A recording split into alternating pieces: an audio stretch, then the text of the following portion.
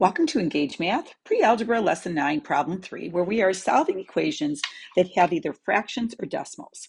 Now, this is not the only strategy you can use for these types of problems, but my recommendation is to eliminate, let's just say, clear the fractions or the decimals first.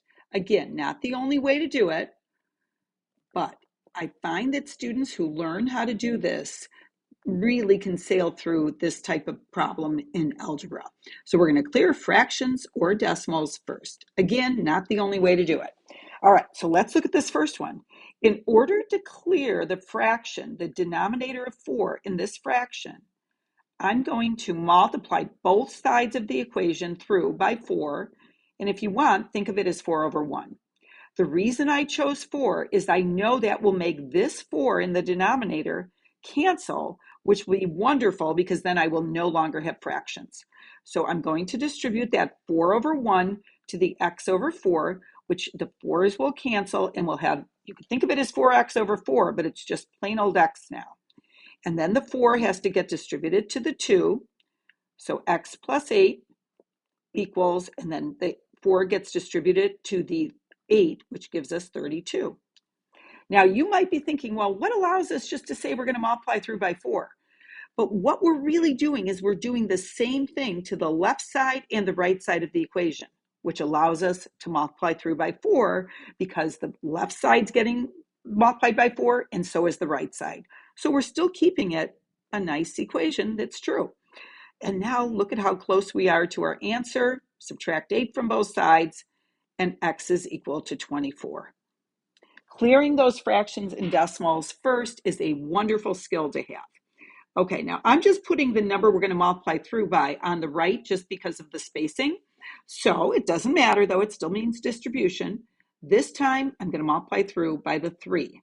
And if you want to think of it as 3 over 1, that's great. Okay, so I'm going to first do 3 times 7 gives me 21. The 3 times the x over 3 just leaves us with x. And then we have minus 3 times 5, or 15. And look how quickly we can solve this kind of, really confusing equation. So 36 equals x, and we're done. Just like that, because we cleared the fractions first. Okay, now we're going to clear the decimal.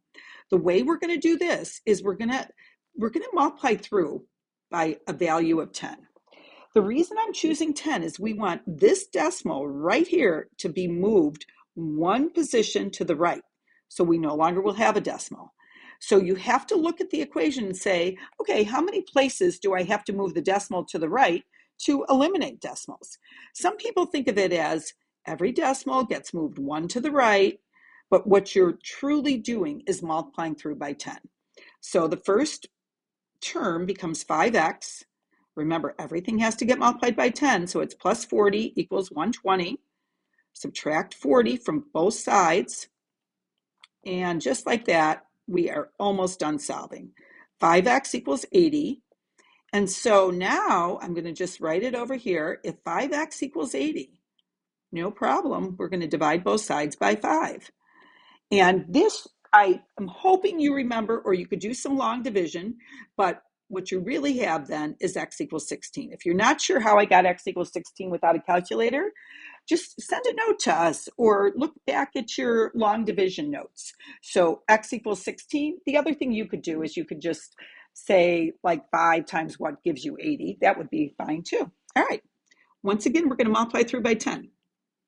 So we're going to get 12x minus 30 equals 90.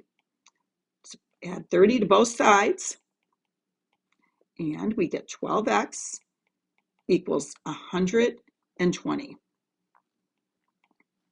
And this one, I don't even think I'm going to rewrite it. I'm hoping that you just see that in your head, that x is equal to 10. And we're done. Thanks for joining us today at Engage Math.